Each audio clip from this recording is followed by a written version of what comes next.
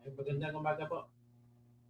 At ngayon po ay unang araw ng pagsampa ng kandidatura sa lahat ng mga pwesto. Pwesto ng national at lokal. Kasama na ang tinatawag na senatorial, party list congressmen, kasama yung local, governorship, vice governor, mayor, vice mayor, tapos mga bukalis o board members, pagkatapos mga konsehalis. At siyempre pa, kasama din ang mga party list congressmen elections.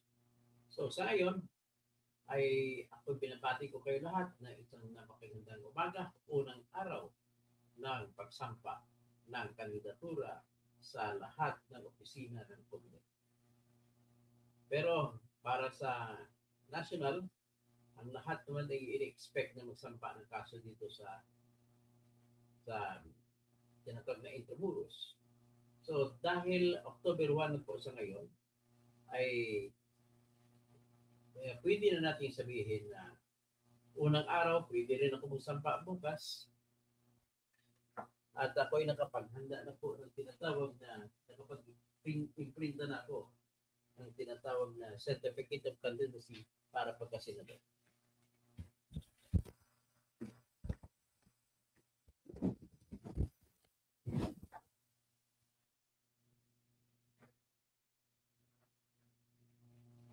Hello.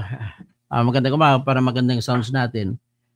Medyo mahina daw ang audio. Ito, siguro tingin ko malakas na. At tingnan natin, i-check natin ang audio natin. Hello.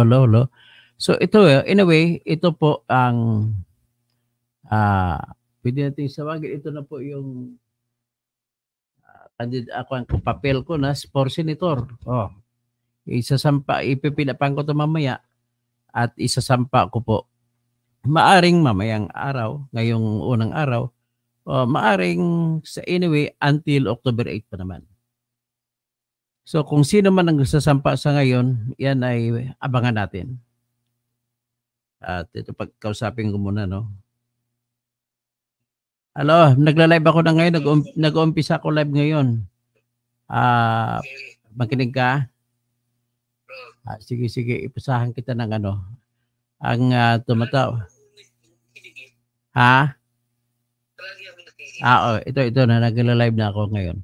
Ang pag-usapan natin unang araw na pagsampa ng kandidatura sa lahat ng mga gustong kumandidato at inaaya ko po ang lahat na mga bagong kandidato na magsampa po kayo ng inyong kandidatura.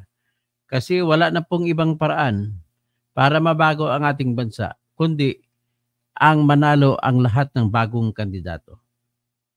So, kung mananalo ang lahat ng kandidato, nakakasiguro po tayo na mayroong pagbabago. Sinisiguro ko yan. At ang aking kapwa kabunyog, no, na si Dr. Luciano Gahoto sa itatakbong congressman, tatakbong board member sa bayan ng Northern Samar. At magkakampanya tayo ng todo para naman maibsan naman ang problema. Pabalik-balik na lang kasi ang problema ng Northern Samar, kagaya rin sa problema ng iba't ibang mga probinsya kahit sa ang panig ng ating bansa. Ito naman po ay dulot ng paulit-ulit na lang nating ibinubuto ang mga datihang mga politiko. So, may katwiran ba tayo na bubuto pa rin ulit sa mga kasalukuyang politiko? Mga baha, nakikita naman natin na tunghayan natin mga baha. May nagawa ba ang mga datihan nating politiko na matigil ang baha? Wala. Bagkus ay mas lalong lumalala ang baha. Yan po ang katotohanan na hindi natin maalis.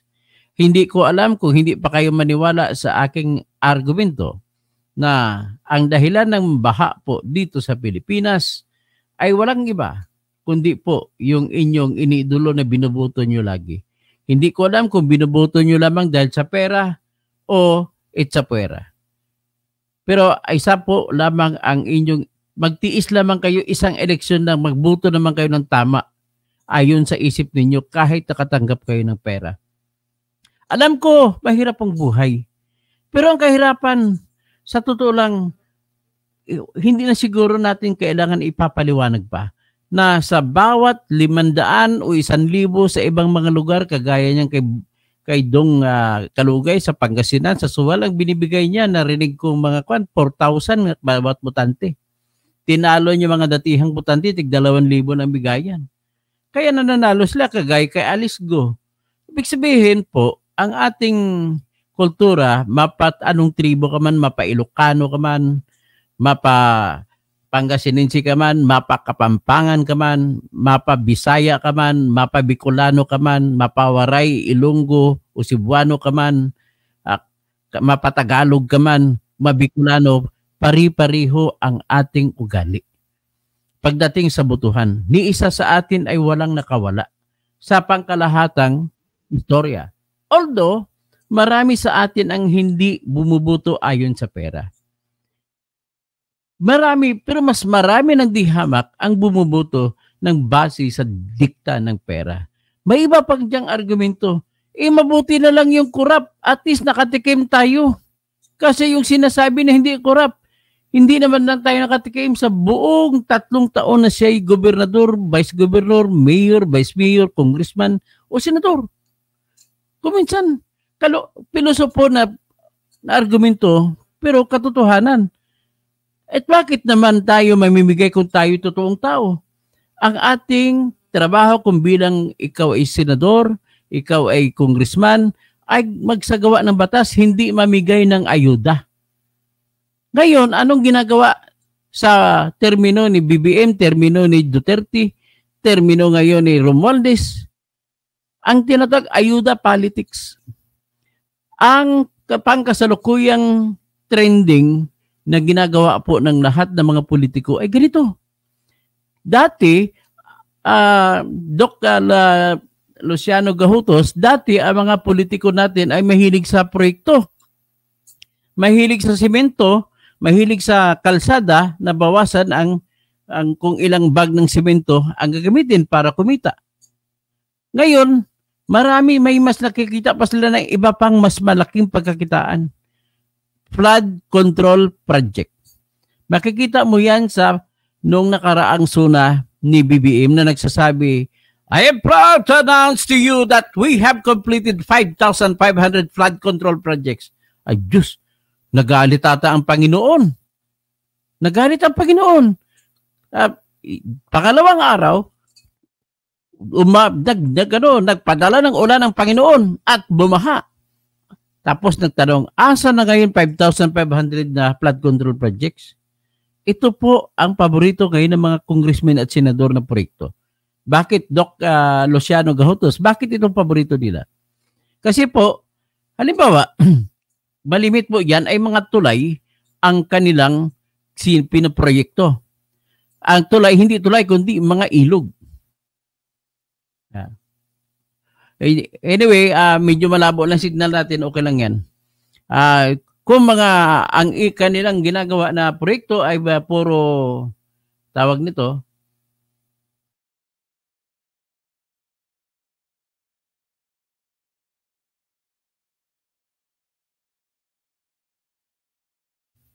kasi ang ilog ay napuno ng mga buhangin. So ganoon ang gagawin ng mga flood control projects karamihan.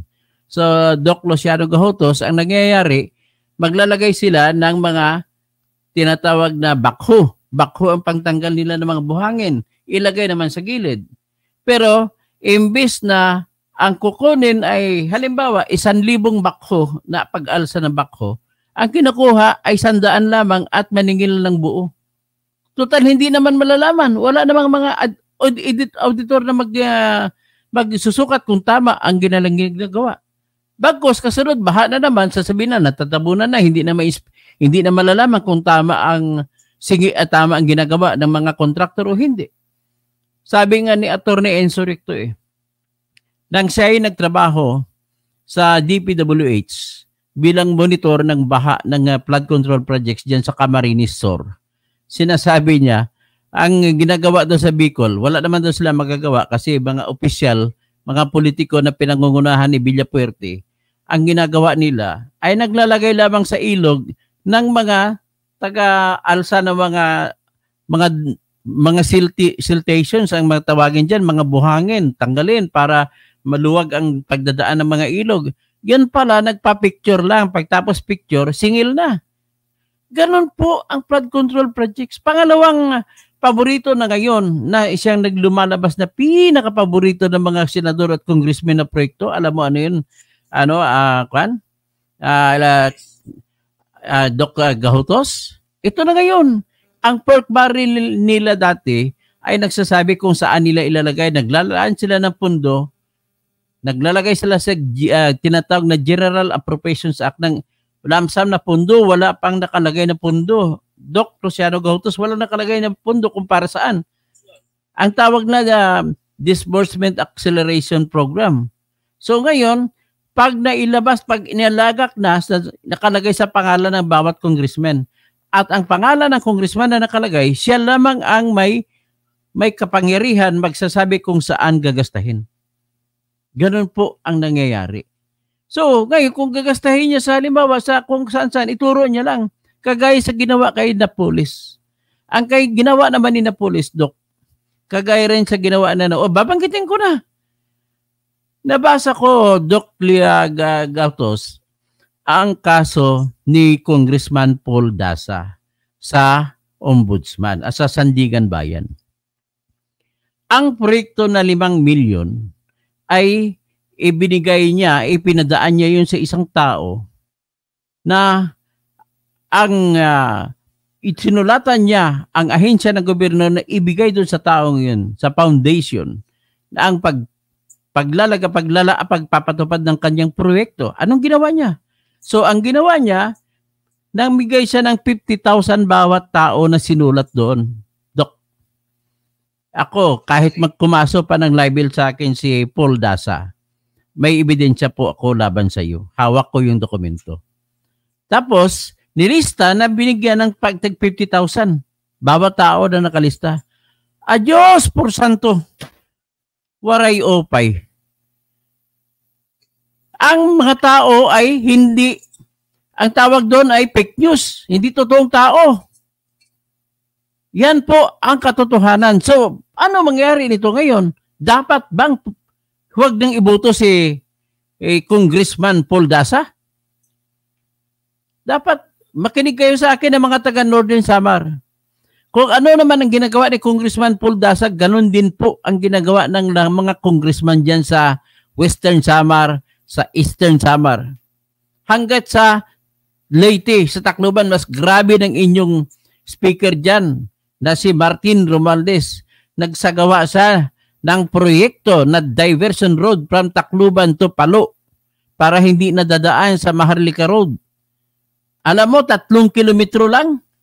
Alam mo kung magkano ang budget niya? Doc Luciano Gahutos? 3 bilyon. 1 bilyon kada kilometro. Ganon. So, ibig sabihin, pero sa ngayon, sabi ko, modern na sila ngayon. Ang ginagawa nila, diskarte kasi nagdesisyon ngayon kasi ang Supreme Court, mula ngayon, bawal na kayo maglagay ng inyong pundo na ipapangalan ng kay Congressman Paul Daza at walang nakalagay kung sa anong proyekto. Paano ngayon? Ang gagaling talaga congressman natin pag magnakaw. Paano ginawa nila? Ang ginawa nila ngayon, ganito. Pangalanan na nila, maglagay sila ng programa kung saan nila ilalagay. Alam mo anong pinagpilian nila? Naglagay sila. Ito ngayon, ang programang ito ay para sa AX. Ano yung AX? Assistance to Individuals in Crisis Situations. Ang binibigay na pundo, budget hanggang 10,000 bawat isang tao. So, ibig sabihin, nasunod nila ang utos ng Supreme Court na lagyan ng eksaktong programa kung saan ilagay. So, hindi na sila ngayon masisita ng Supreme Court. Pero, saan? Ang problema naman ngayon, Doc Luciano Gahutos, hindi nakalagay kung sino-sino ang mga tao na pagbibigyan. Although nakalagay sila na may description, individuals in crisis situations. Pero walang pangalan. Dito na ngayon pumapasok ang kanilang magic. Kahit sino iligay, tapos imbento na rin ang pangalan. So wala rin. So total wala rin. Pero kung minsan, tama naman, binibigay naman. Pero kung binibigay na totoo, pera lang, pamahalaan yan, ginagawa po ninyo na pang-ayuda kuno. Hindi pa sila nakontento. Nagsagawa pa ng tinatawag na pamigay ng ayuda na pundo na inipon, pinangalanan na proyekto, ayuda sa kapos ang pera. 27.6 billion pesos naman ito. Matanong kita, Doc Luciano Gahotos, ano ang pagkakaiba sa pangalan ng programa na Assistance to Individuals in Crisis Situation at saka ayuda sa kapos ang pera? Di ba parehas lang ibig sabihin? Anak ng witit, tinagalog lang ang isa eh. O kung baka magiging bastos pa kayo, gawin yung isa naman, gagawa naman kayo programa sa salitang waray naman. Panibago yun. No, sa salitang waray, tabang sa mga taong way silanggo. Kung sa mga Ilonggo pa, bulig para sa mga tao nga gutom. Ganon din. Sa Cebuano, tabang para sa tanang walay pagkaon. Iwan ko kung ano sa Ilocano yan, ano sa Pangasinense, ano sa Bicolano yan. Anak na niluluko tayo ng ating congressman eh. Kaya panahon na po, bubuto tayo lahat ng bago, ibubuto na natin. Tanggalin na natin yung lahat ng mga iniimbento ng mga ayuda-ayuda. Nung bandang huli, na pinakahuling binigyan nila ng ayuda nila, ginagamit lang AKAP, ayuda sa kapos ng pera, tsaka assistance to individuals in crisis situation. Sa Cavite sila namigay nung isang araw. Ang bitbit nila 1.2 billion pesos. Kita mo, kabastos. So kung ganun kabastos ang ating mga politiko, ano ang solusyon? Isa lang po ang solusyon, mga kababayan ko. Ang solusyon ay huwag na silang iboto. Ganun lang ako kasimple. Iboto nyo lang lahat ng bago. Tama ba ako, Doc Luciano Gahotos?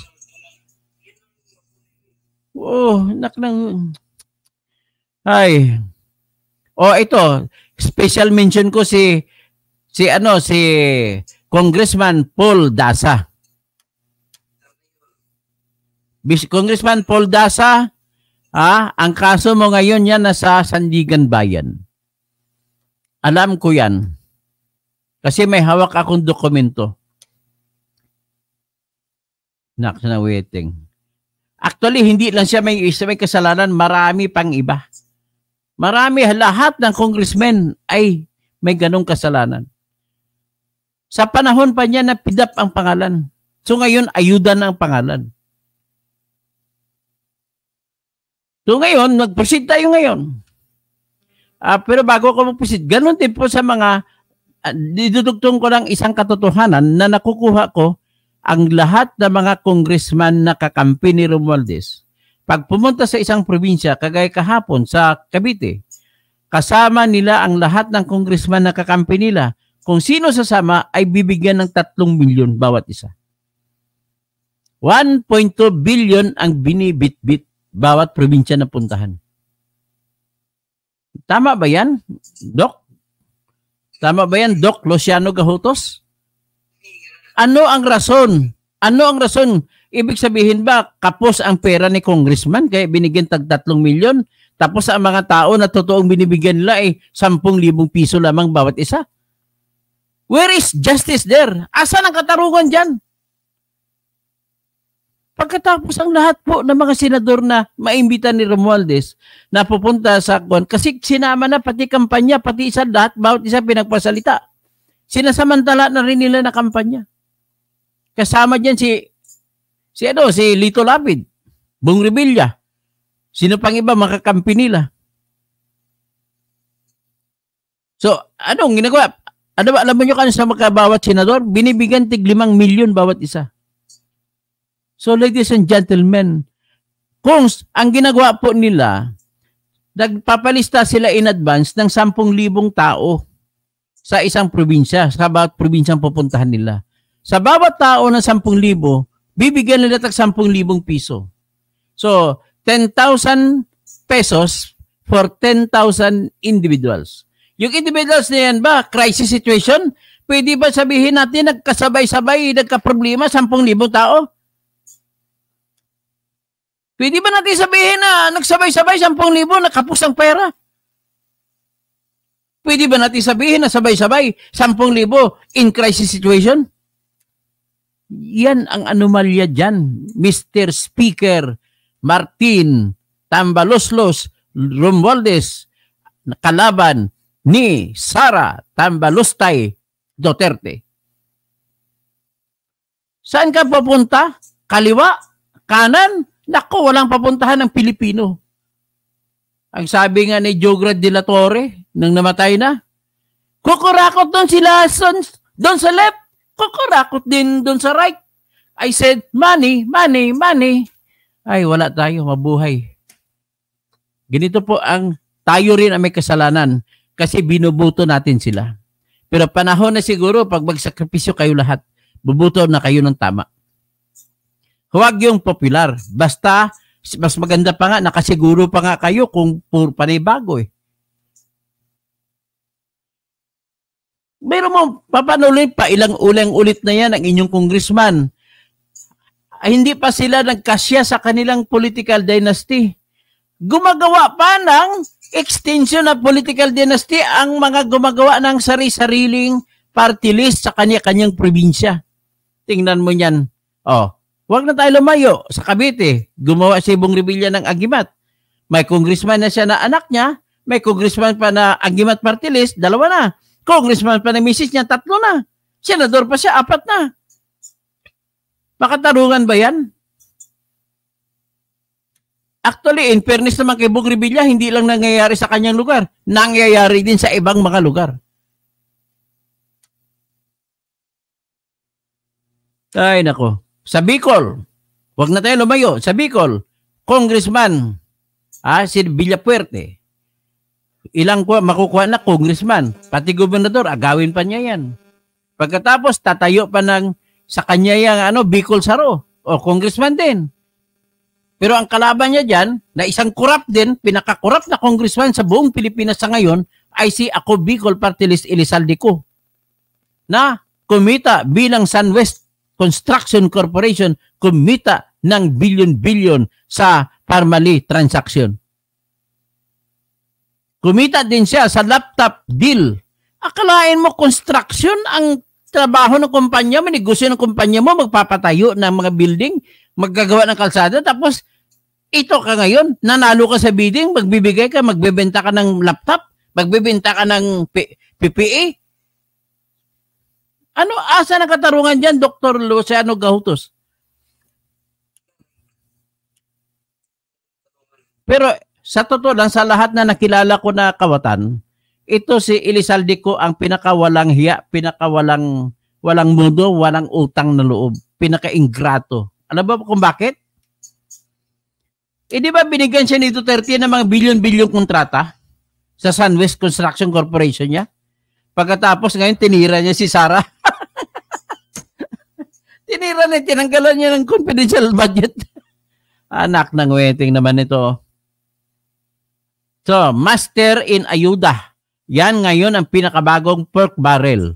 Tandaan nyo, Ayuda, pinakabagong pork barrel na style nila ni Romualdez. So ngayon, tama ka, akap, ano pang igawin nating letter P? Ayuda sa mga congressman? Ayuda sa mga pinator? Ay, nako.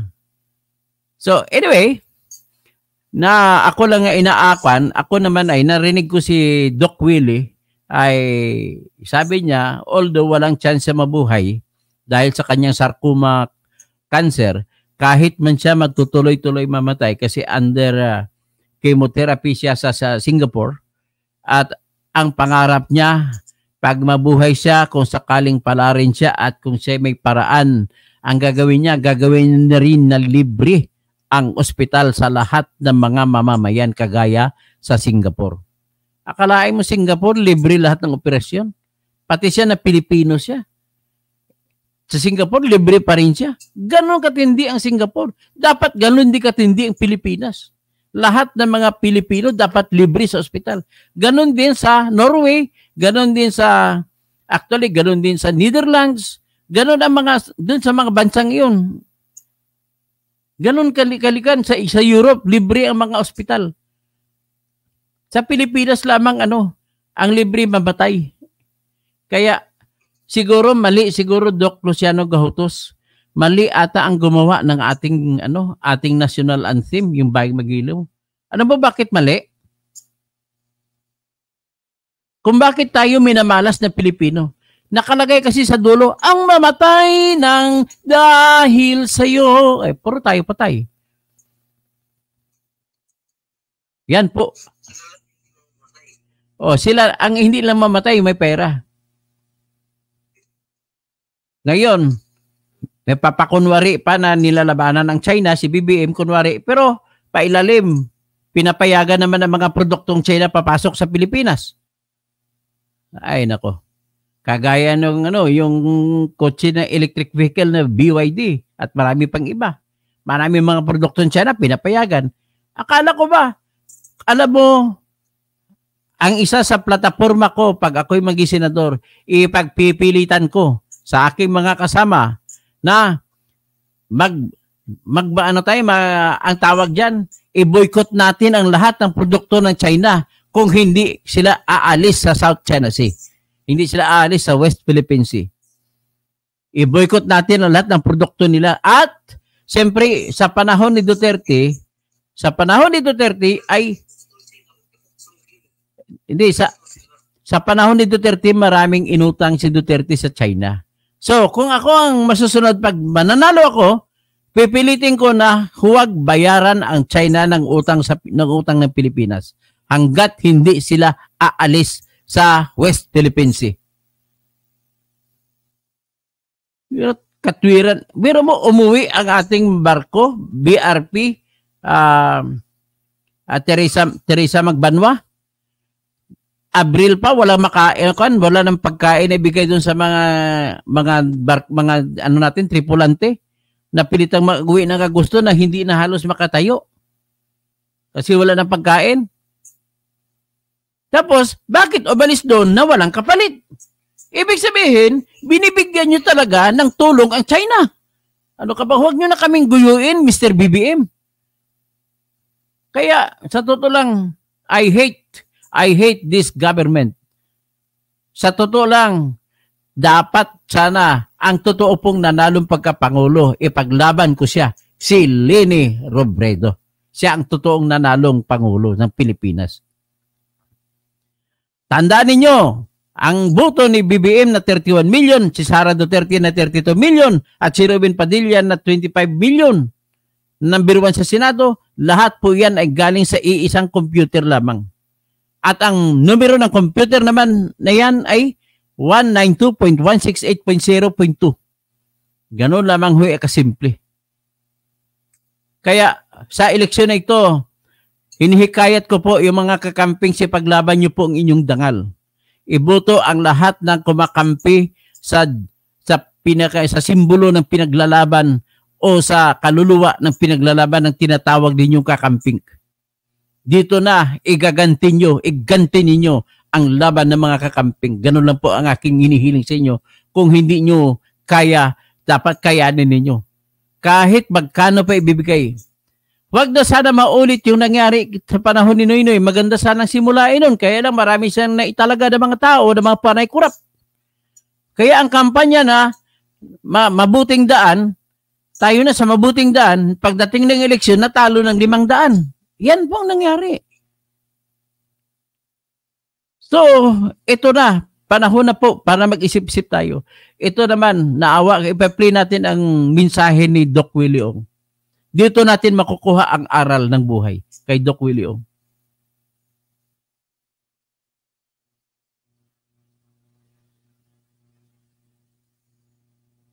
Pakinggan natin si Doc Willie Ong.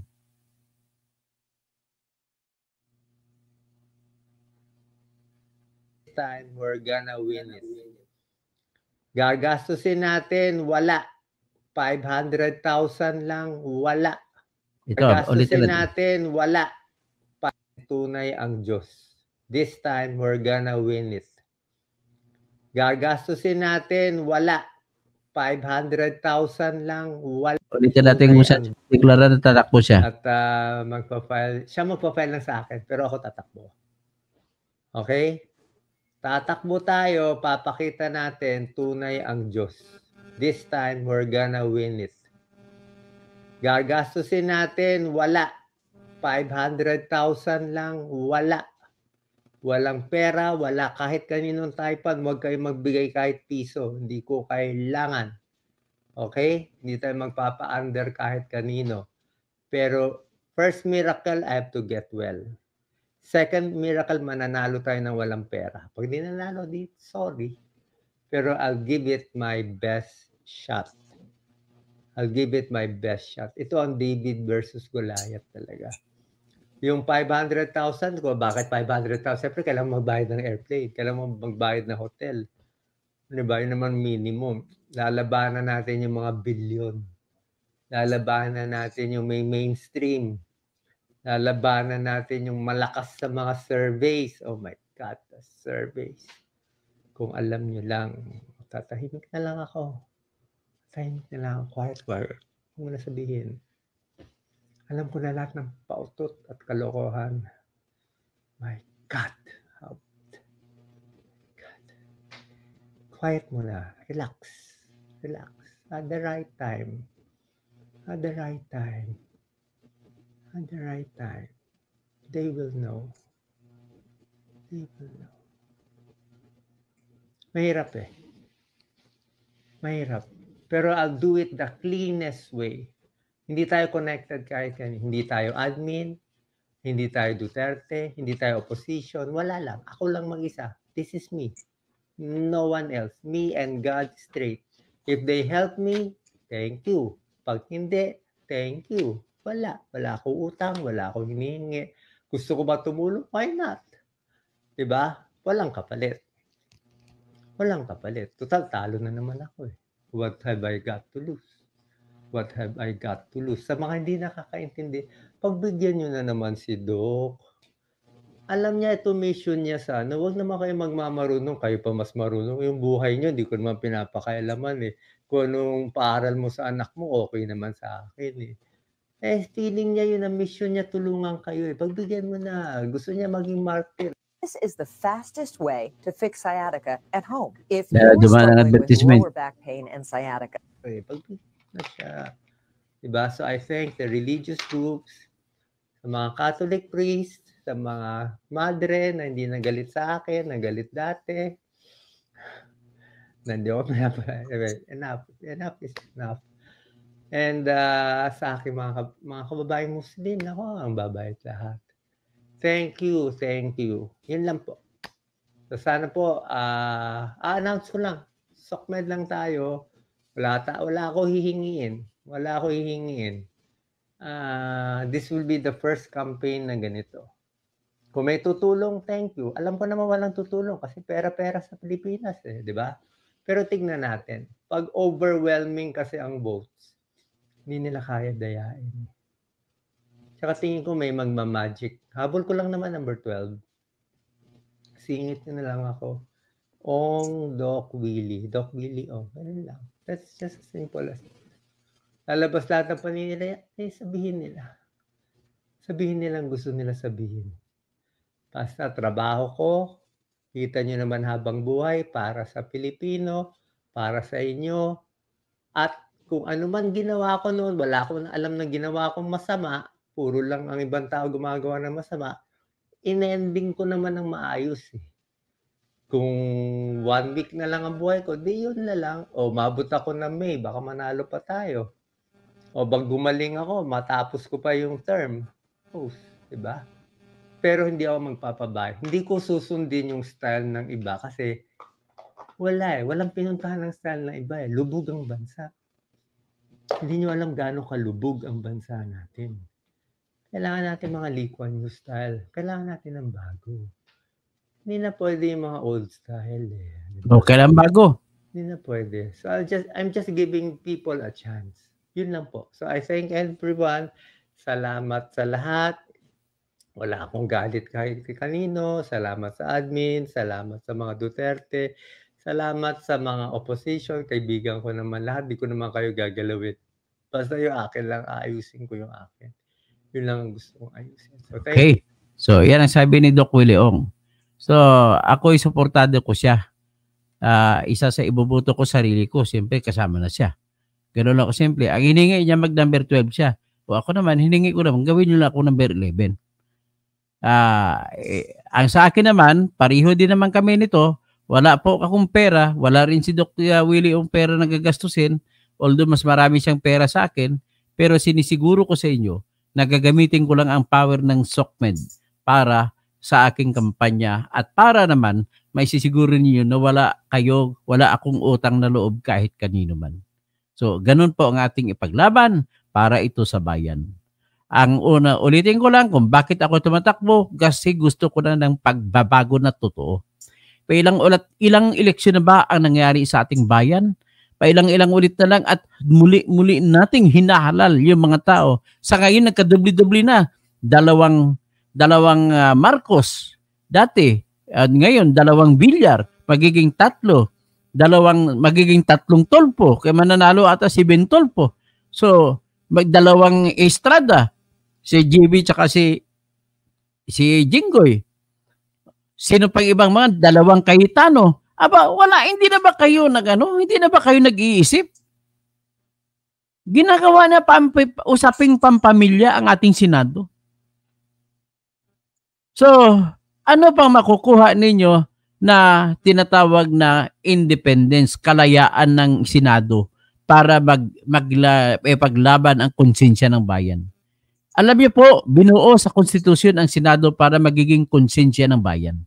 At kung para ito sa pagiging konsensya ng bayan, ay dapat po hindi po ito nakikipaglambutsingan o hindi nakikipag-gimmick o hindi nakikipag-banding sa Office of the President.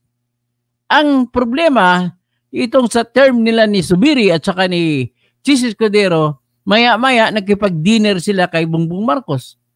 Anong ibig sabihin? Wala na silang mga sarili nilang malayang agenda o gusto nilang gagawin ay hindi maitutuloy dahil gusto nila pagbigyan ito si BBM. Ganun po ang nangyayari sa ating bayan. Kailan pa kayo magkakaroon ng tama na totoong senador? Ito, kung ako po ay papalaring mananalo at pipilitin ko at ako po'y positive, kaya ko ito papanalo.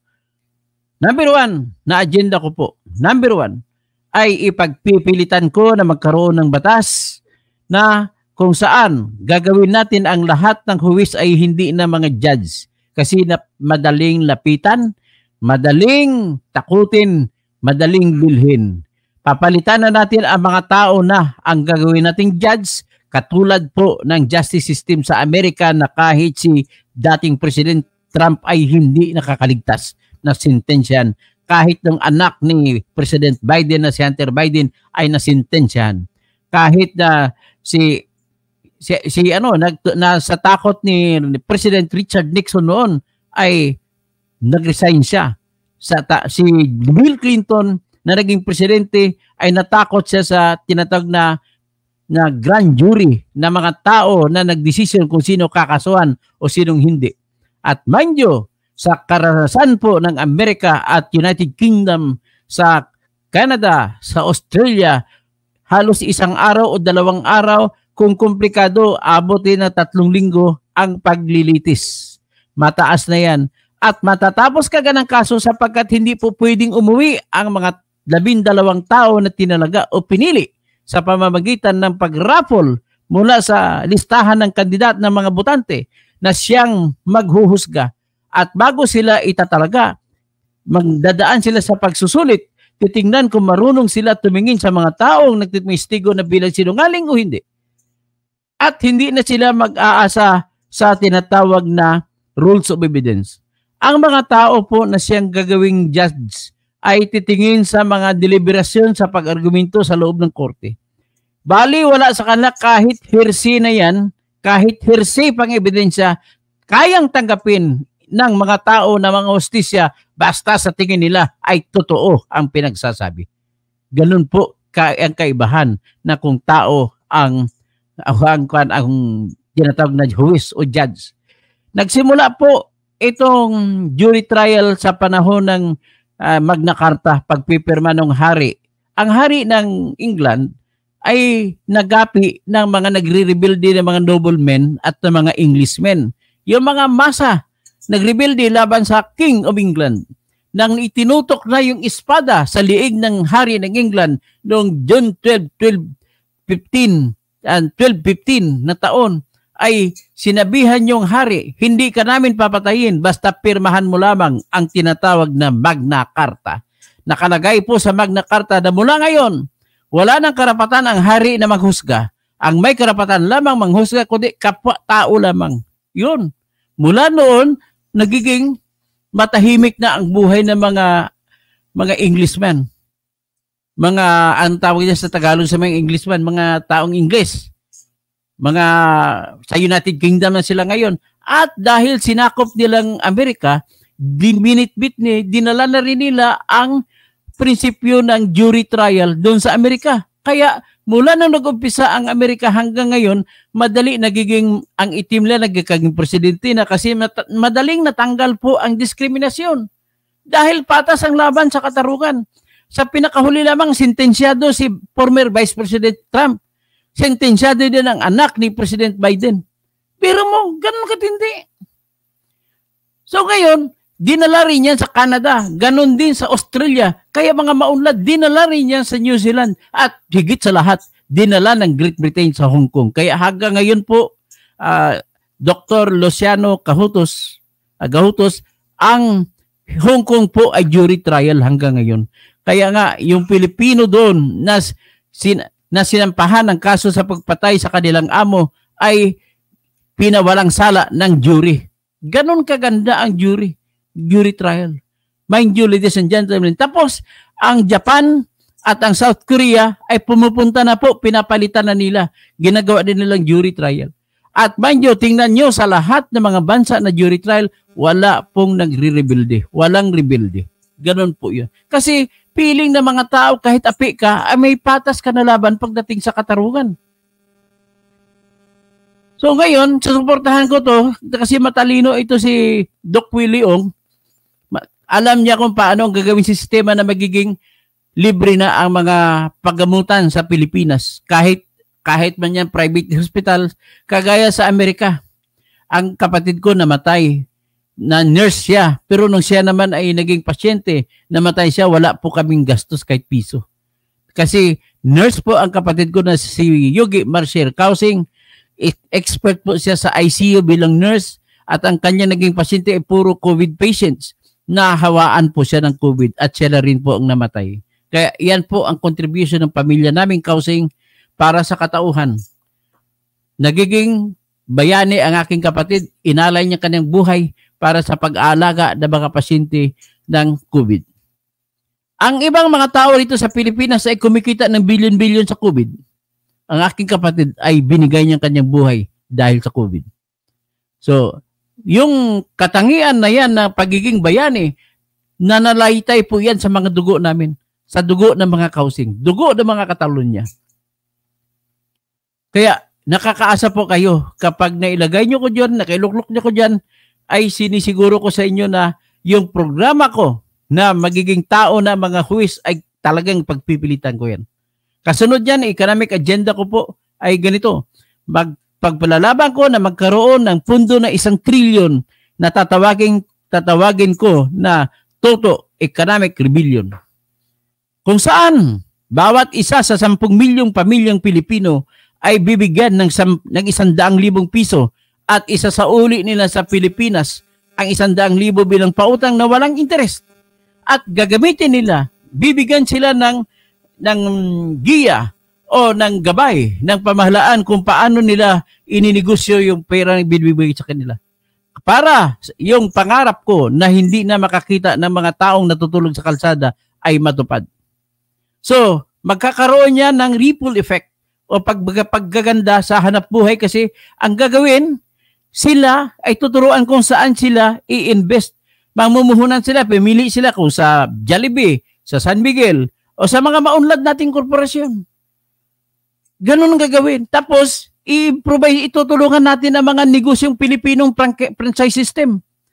Mag-franchise na ng siumay, o mag-franchise ka ng kamuti kahoy, o kung ano-ano. Diyan po, tutulungan sila sa pagsagawa ng ganun negosyo.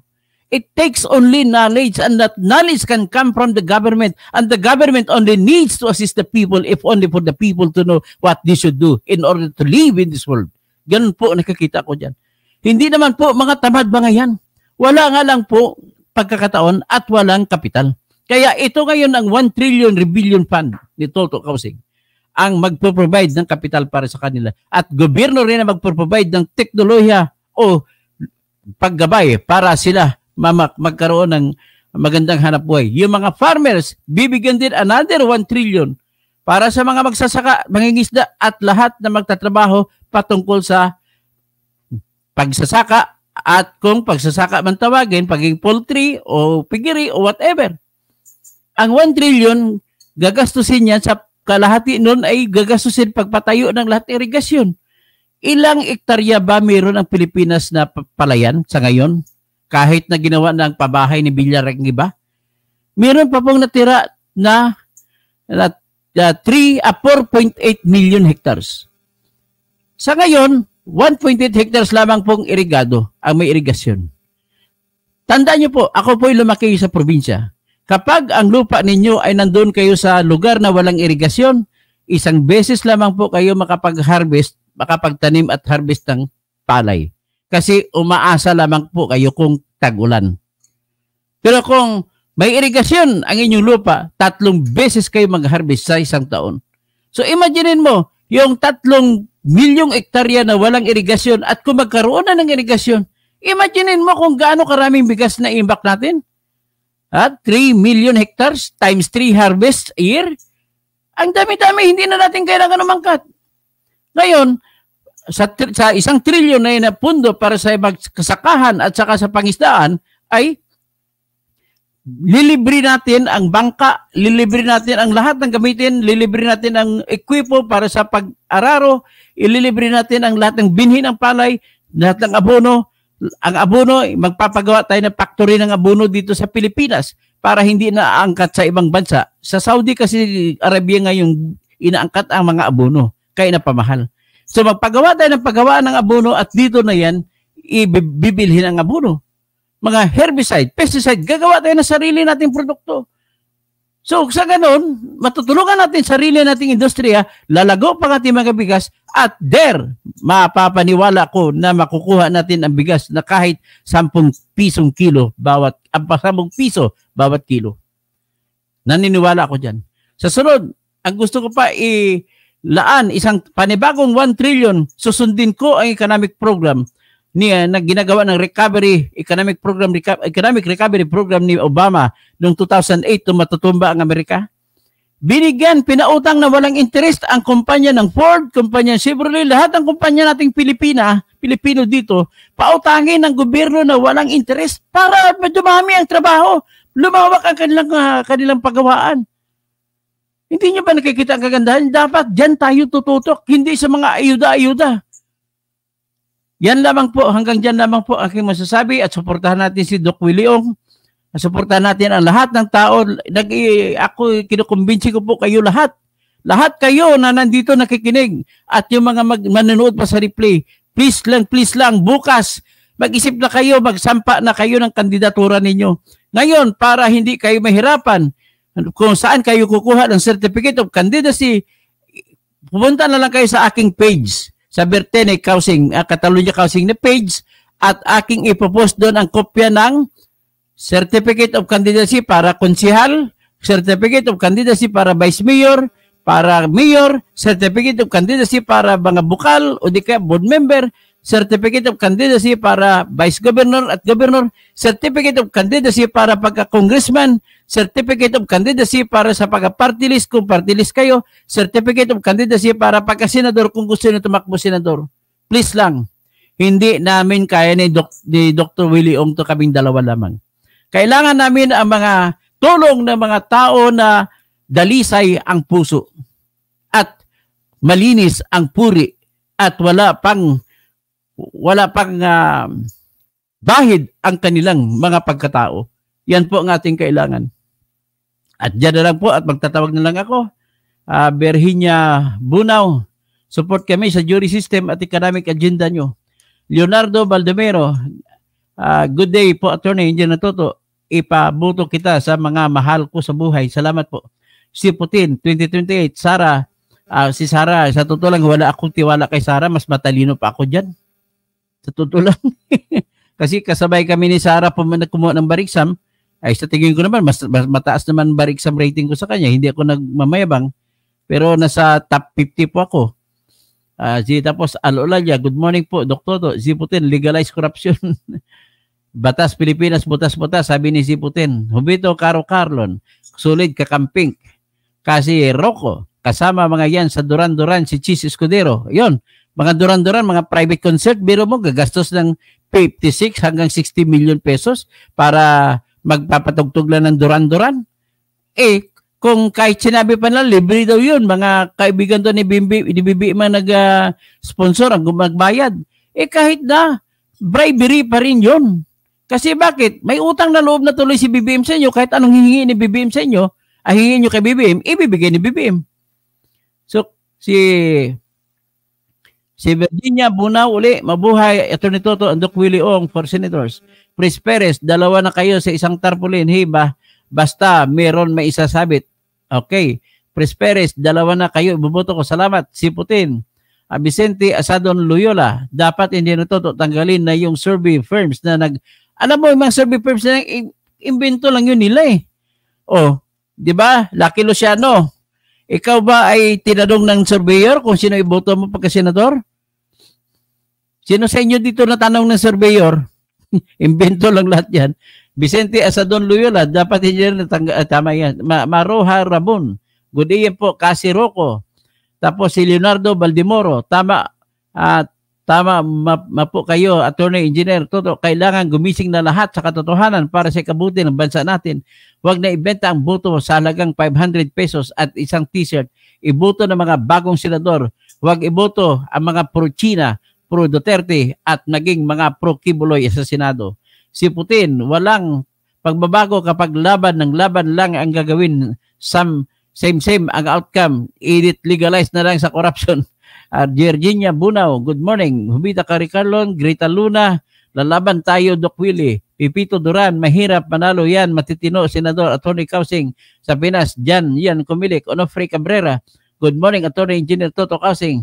Maraming buhaya sa gobyerno. Kasi Rocco, si Putin, si Imelda Talaugon, si Kasi Rocco, sino pa, Rosana Aquino, Pris Perez, Mayap Abak, tapos naimbagal daw sa mga kabsat ko, sa mga waray-waray, maupay ng aga, sa mga Ilonggo, maayong aga, sa Cebuano, maayong buntag, sa mga Buholano, sa mga kababayan ng aking asawa dyan sa Talibon, maayong buntag, kaninjong tanan. Sabi pa ng mga Buholano, ninja ra mo patay ninjo. Pres Perez, Micaela Alfon, sa Bicol, tabang para sa tawong maayong makakan o mga magayon. Para magayon ang kinabukasan, iboto ang mga bago. Yan sa mga Bicolano. Maray na aga sa mga Bicolano. RC Abad, Sir Toto, kayo palang dalawa ni Doc Willie Ong ang nasa listahan ko para sa senador. Kasi Rocco, declogging and safest project mula sa barangay, yan madalas naming ibulsa kasi kuha lang kami ng pictures. Tama yun, ganun nangyari sa inyo sa Katarman. Pa-picture lang, kunwari, nag-declog. Tapos, baha naman ulit. Regine Ford, good morning. Amalia Bibal, good morning. Lorna Picauco. Tapos, Mills Castro, Lorna Picauco, ay hanggat hindi mo maalis sa mga grupo ni Duterte at mga artistang wala namang kwenta. Divino Mil, tama po kayo kung mananalo ang lahat ng mga baguhan sa Senado lang, puro ng babuis palitan nyo ng mga yan. Manuelito Bilatuya, good good po, Attorney Toto Kausik, para sa pagbabago at sa katotohanan para sa Pilipinas. God bless po, Attorney Toto. Pres Perez, Josephine Gomez, good morning, Engineer Kausik. I listen to you often. You make a lot of sense. I like it when you are criticize even the wrong grammar of some congressmen. Ulitin ko lang mga grammar na congressmen. Oy, Mr. Caraps Paduano, si Mr. Dan Fernandez, lagi ko kinarinig with regards to. Bali po magsalita ng with regards to. Ang tama pong pagsalita, pakisabi kay Caraps Paduano, with regard to. Kay ang tawag, believe pa naman ako sa kanya. Tawag ko sa kanya si Boy Contempt eh. Tapos si Dan Fernandez naman, tawag ko sa kanya si Boy Pogi. Ang halata ko naman na nag-iibigan sila ni Cassandra Leong. Nancy Sinisa, Rogelio Tapado, Kaka, Los Angeles, California, Jerica Lonstedt, Pres Perez, Gaby Wolf, Mahina Audio Mag. Kanina to, mahina itong audio kanina. So anyway, yan lang po ang aking masabi at sana itulungan Guest House Beach sa Leonardo Valdemoro. So yan lang po ang aking pag-iusap sa inyo. Tulungan nyo kami sa ating paglalakad, sa ating babaybayin na magandang kalsada tungo sa magandang at maunlad na kinabukasan. Magandang umaga sa inyong lahat.